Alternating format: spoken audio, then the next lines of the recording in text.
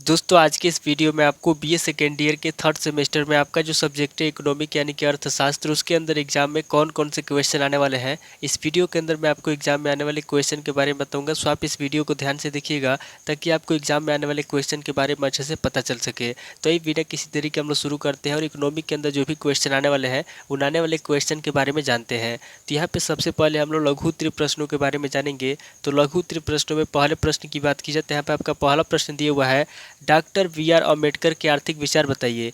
पहला प्रश्न कह रहा है जो डॉक्टर बी आर अम्बेडकर है, यहाँ पे आपको डॉक्टर बी आर अम्बेडकर के आर्थिक विचार बताना है। यानी कि जो डॉक्टर भीमराव अम्बेडकर है, यहाँ पे आपको डॉक्टर भीमराव अम्बेडकर के आर्थिक विचार बताना है। अब पहले क्वेश्चन की बात की जाए तो यहाँ पे आपका दूसरा क्वेश्चन दिया हुआ है, महात्मा गांधी के सर्वोदय संबंधी विचार बताइए।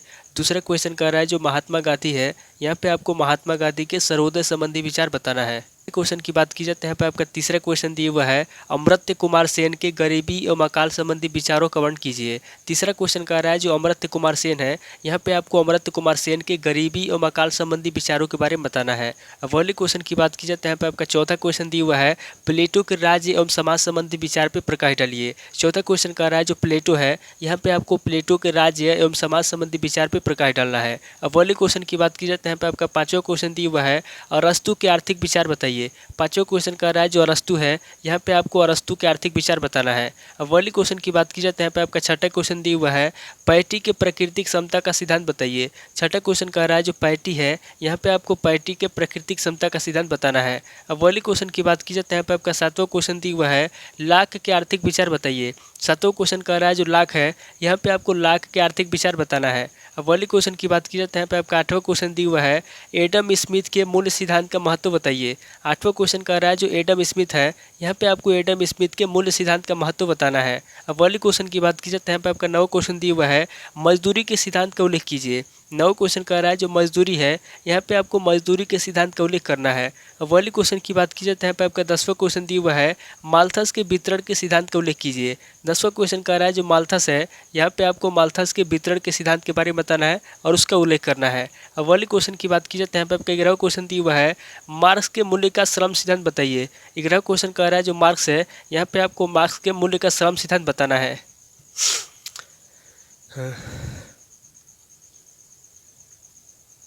अब अगले क्वेश्चन की बात की जाए तो यहाँ पे आपका 12वां क्वेश्चन दिया हुआ है, अर्थशास्त्र में मार्शल का प्रभाव बताइए। 12वां क्वेश्चन कह रहा है जो अर्थशास्त्र है, यहाँ पे आपको अर्थशास्त्र में मार्शल का प्रभाव बताना है। अब अगले क्वेश्चन की बात की जाए तो यहाँ पे आपका 13वां क्वेश्चन दिया हुआ है, आर्थिक कल्याण की परिभाषा बताइए। 13वां क्वेश्चन कह रहा है जो आर्थिक कल्याण है, यहाँ पे आपको आर्थिक कल्याण की परिभाषा बताना है। अब अगले क्वेश्चन की बात की जाए तो यहाँ पे आपका 14वां क्वेश्चन दिया हुआ है, सुम्पीटर का आर्थिक विचार क्या है। 14वां क्वेश्चन कह रहा है जो सुम्पीटर है, यहाँ पे आपको बताना है कि सुम्पीटर का आर्थिक विचार क्या है।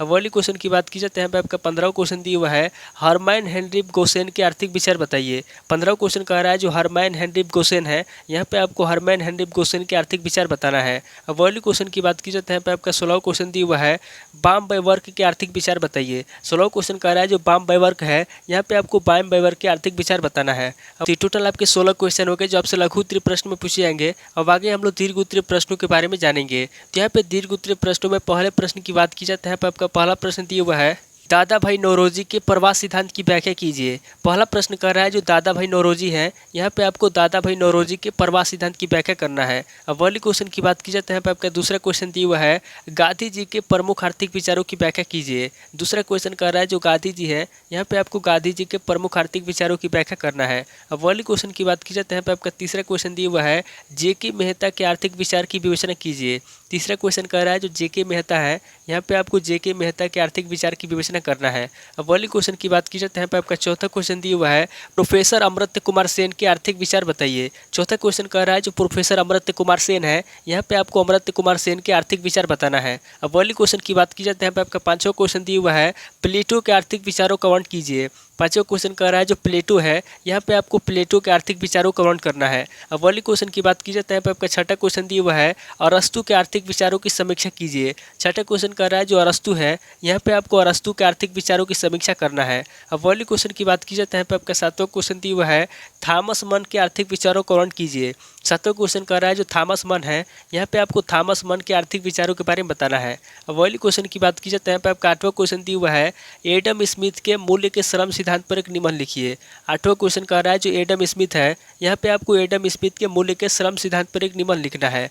अब अगले क्वेश्चन की बात की जाए तो यहाँ पे आपका 9वां क्वेश्चन दिया हुआ है माल्थस के जनसंख्या सिद्धांत की व्याख्या कीजिए तथा उसकी आलोचनात्मक व्याख्या कीजिए। 9वां क्वेश्चन कह रहा है जो माल्थस है, यहाँ पे आपको सबसे पहले माल्थस के जनसंख्या सिद्धांत के बारे में बताना है, उसकी व्याख्या करना है, उसके बाद आगे आपको उसकी आलोचना बताना है। अब अगले क्वेश्चन की बात की जाए तो यहाँ पे आपका 10वां क्वेश्चन दिया हुआ है मार्क्स के पूंजी संचय के सिद्धांत का आलोचनात्मक विश्लेषण कीजिए। 10वां क्वेश्चन कह रहा है जो मार्क्स है, यहाँ पे आपको मार्क्स के पूंजी संचय के सिद्धांत की आलोचना करना है और उसकी विश्लेषण करना है। अब अगले क्वेश्चन की बात की जाए तो यहाँ पे आपके 11वां क्वेश्चन दिया हुआ है आर्थिक विचारधारा में जॉन स्टुअर्ट मिल के प्रमुख योगदान का विश्लेषण कीजिए। 11वां क्वेश्चन कह रहा है जो आर्थिक विचारधारा में जॉन स्टुअर्ट मिल है, यहाँ पे आपको जॉन स्टुअर्ट मिल के प्रमुख योगदान के बारे में बताना है और उसका विश्लेषण करना है।